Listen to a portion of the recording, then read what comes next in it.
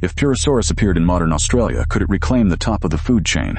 Right now, in northern Australia, a Purussaurus has quietly arrived. You hatch inside a swan nest wedged among dozens of unhatched eggs all around you. You have no idea why you're here. Soon, the shells around you crack one after another, and the swan chicks begin to emerge. Instinct drives them to call out non-stop, waiting for their mother to return from foraging and lead them to safe water. Then suddenly you hear a faint scratching above the nest. You look up and see a claw reaching through, but it's not the mother croc. It's an adult Australian goanna crawling in through the gap it has torn open. In an instant, the nest turns chaotic. It clamps down on the nearest chick, and the little swan barely has time to see what is happening. Before it can react, it is swallowed whole. Terror floods over you, but unlike the other chicks, you don't just stay and cry out. While the goanna is tearing at your siblings, you force your way through a crack in the nest, desperate to escape.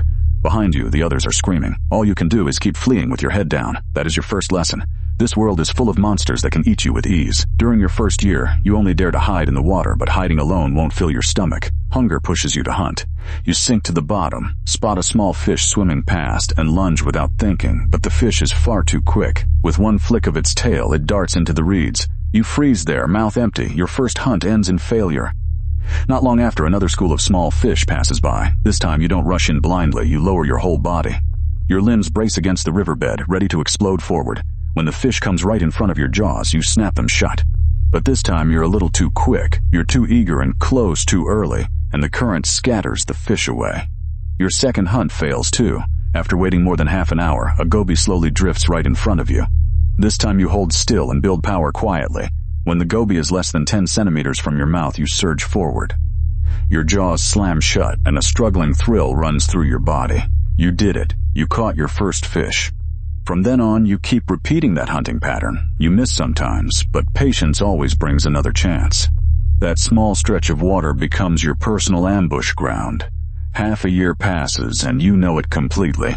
Which fish are easiest to catch, where the best spots are, and which areas are off limits. You start to think the rule here is simple. Big fish eat small fish. But you're badly mistaken. In just half a year, you've grown to 1.5 meters, and ordinary deer and goannas can no longer treat you as prey. At last, you can rise to the surface and search for bigger quarry. Near the shallows, you spot a strange creature, a toad. But it's not quite like the frogs you've eaten before. It's much larger, and you don't think too much about it. You swim toward it, and just as you're about to reach it, a 2-meter crocodile suddenly bursts up from below. In one bite, it swallows the whole toad. You freeze at once. The crocodile moved so fast you didn't even have time to react. After swallowing its meal, it stares at you with a mocking look. You don't move closer, only seething inside over how slow you were. Then the crocodile suddenly starts twitching, violently and out of control. Its limbs grow stiff, and you stare, shocked by the sight. What you don't know is the toad was a cane toad, whose skin and glands carry a deadly toxin that native Australian predators struggle against. Native predators have no evolutionary defense against that poison.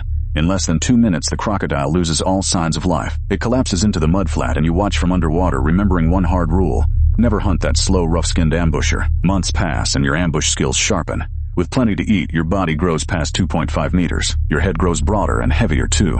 Ancient bloodlines are waking up, and your shape is changing from the other crocodiles in the water. You bite into a catfish and drag it down to eat when a juvenile saltwater crocodile charges in from the side. It wants your catch. Saltwater crocs have ruled this waterway for generations, and even the young are naturally aggressive, stealing food from other predators. Smaller hunters usually back down, but this one is too arrogant. You lunge at it, and your broad skull, far wider than any crocodile of the same age, drives straight into its body. Your thick, bony jaws clamp down hard on its back. Purussaurus has a naturally robust skull, with a bite force far above that of modern saltwater crocodiles. In one snap, you shatter the juvenile's tough armor. In terrible pain, it flees, its back torn and bleeding. It never dares come near you again. Only then do you truly feel the difference. You're unlike the crocodiles here. At the same age, you already outclass young salties in size, strength, and skull power. You were born with far more killing power. Your range is no longer limited to the water. Sometimes you crawl onto the shallows to hunt.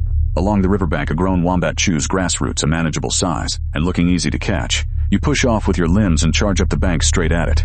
The wombat senses danger and immediately turns to sprint, diving into a burrow.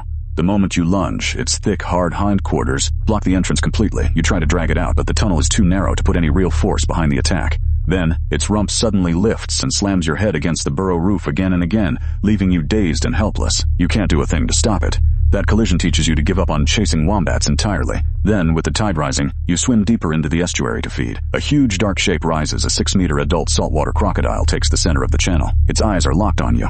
At less than 4 meters long, you're nowhere near large enough to challenge an adult salty. You don't dare provoke it. Keeping low, you quietly slip around the main river and retreat into a tributary refuge, fully aware that you still can't stand up to the native apex predator of this water. Staying alive means choosing your battles and avoiding the ones you can't win. Years pass and you break 5 meters in length. Your skull is huge and heavy, your bite force surges, and you now have the makings of a true rival to the saltwater crocodile.